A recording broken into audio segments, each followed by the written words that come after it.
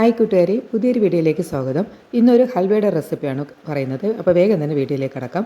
1/2 cup cornflour, 1 cup പഞ്ചസാര, വെളുത്ത എള്ള്, പിന്നെ കുറച്ച് കറുത്ത എള്ള്, 1/2 കപ്പ് വെള്ളം, പിന്നെ അല്ലാതെ 1.5 കപ്പ് വെള്ളം കൂടെ മാറ്റി വെച്ചിട്ടുണ്ട്. ഇനി ഒരു ബൗളിലേക്ക് നമ്മൾ ഈ കോൺഫ്ലവറും 1/2 കപ്പ് വെള്ളം കൂടെ ചേർത്ത് ആദ്യം നമുക്ക് ഇതൊന്ന് കട്ടയില്ലാതെ ഒന്ന് മിക്സ് ചെയ്ത് വെക്കണം. അപ്പോൾ ഒരു വിസ്ക് ഉപയോഗിച്ച് നമുക്ക് എളുപ്പത്തിൽ ചെയ്യാൻ പറ്റും. ഇനി ഇതിൽ ബാക്കി ഇരിക്കുന്ന 1 കപ്പ് വെള്ളത്തിൻ്റെ 1/4 ഭാഗം ഞാനിപ്പോൾ ഇതിൽ ചേർത്തിട്ടുണ്ട്.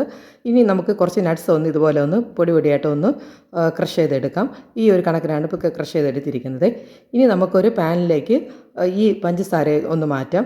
അതിലേക്ക് 1/2 കപ്പ് നമ്മൾ നേരത്തെ മാറ്റി വെച്ച 1/2 കപ്പ് വെള്ളമാണ് ഇതിൽ ചേർക്കേണ്ടത്. അതും കൂടെ ചേർത്ത് ഒന്ന് ജസ്റ്റ് ഒന്ന് ഇതിനൊന്ന് മെൽറ്റ് ചെയ്തെടുക്കാം. അപ്പം ഇപ്പോൾ ഹൈ ഫ്ലെയിമിൽ നമുക്കിടാം. ഇനി ഏകദേശം അതൊന്ന് അരിഞ്ഞ് വരുമ്പോഴത്തേക്കും ക്രിസ്റ്റലൈസ് ആകാതിരിക്കാനായിട്ട് അല്പം നാരങ്ങ ഞാൻ പിഴിഞ്ഞൊഴിക്കുന്നുണ്ട്. അതിൻ്റെ കുരുവാണൊന്ന് മാറ്റിയത്.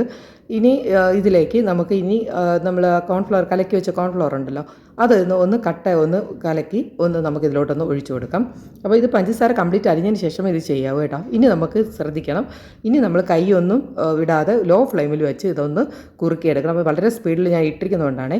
പക്ഷേ ഇത് വളരെ പതിയാണ് ഇതാകുന്നത്. പക്ഷേ ഒരു 10 മിനിറ്റകത്ത് ഇതാകും കേട്ടോ. കോൺഫ്ലവർ ആയതുകൊണ്ട് പെട്ടെന്ന് തന്നെ കട്ട ആയി വരും. ഇനി ഞാൻ അല്പം വെള്ളത്തിൽ ശകല നമുക്ക് കളർ വേണം.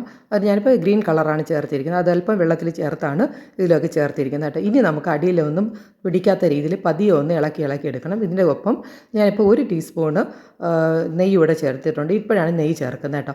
ഇനി അപ്പോഴാണ് ഒരു കണ്ണാടി പോലെ ഗ്ലോസി ആയിട്ട് നമുക്ക് വരുന്നത്. ഇനി അതിന് എപ്പോഴാണ് നമുക്ക് കുറേ കൂടെ നമുക്ക് എത്രയാണോ ആവശ്യം ഒരു 4-5 പ്രാവശ്യമായിട്ട് നമുക്ക് നെയ്യും ചേർക്കണം. ഏകദേശം 2-3 ടേബിൾ സ്പൂണോളം നമുക്ക് കുറേശ്ശായിട്ട് ചേർക്കാം കേട്ടോ. ഇനി ഇതിൻ്റെ കൂടെ ഞാനിപ്പം അല്പം ഏലക്കപ്പൊടി കൂടെ ചേർക്കുന്നുണ്ട്. ഇനി ഇതും ചേർത്ത് നന്നായിട്ടൊന്ന് മിക്സ് ചെയ്യാം. അപ്പോൾ ഇതിൻ്റെ കൂടെ ഞാനിപ്പം ആ പൊടിച്ച് വെച്ച നട്ട്സ് കൂടെ ഇപ്പോൾ ഞാൻ ചേർക്കുന്നുണ്ട്. അല്പം ഞാനിപ്പോൾ ഇതിൽ ചേർക്കുന്നുണ്ട്. ഇനി അല്പം തന്നെ കറുത്ത എള്ളും അല്പം വെളുത്ത എള്ളും കൂടെ ഇതിലോട്ട് ചേർക്കുന്നുണ്ട്. ഇതൊക്കെ നമുക്ക് കഴിക്കാൻ കിട്ടുന്നതിന് വേണ്ടിയിട്ടാണ്. അപ്പോൾ ഇതുകൂടെ ചേർത്ത് നന്നായിട്ടൊന്ന് അപ്പോൾ വെള്ളമായ ഏകദേശം ഒന്നും മാറിയിട്ടുണ്ട്.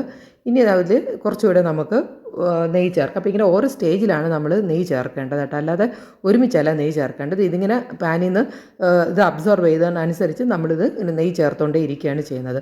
അപ്പോൾ ഇതിപ്പോൾ ഏകദേശം പാനിൽ നിന്നൊക്കെ വിട്ട് വരുന്ന ഒരവസ്ഥ വന്നിട്ടുണ്ട്. ഇത് ഈ ഒരു കണക്കാണ് വേണ്ടത്. അപ്പോൾ ഞാനൊരു ട്രേ ഒന്ന് നിരത്തിയിട്ടുണ്ട്. അതിൽ ഇത്തിരി നെയ്യ് ഒക്കെ ഒന്ന് സ്പ്രെഡ് ചെയ്തിട്ടുണ്ട്. ഇതിലേക്ക് കുറച്ച് നട്ട്സും വെളുത്ത എള്ളും കറുത്ത എള്ളും ഒക്കെ കുറേശ്ശായിട്ട് ചേർത്തിട്ടുണ്ട്. ഇനി ഇതിലേക്കൊന്ന് ട്രാൻസ്ഫർ ചെയ്യാം.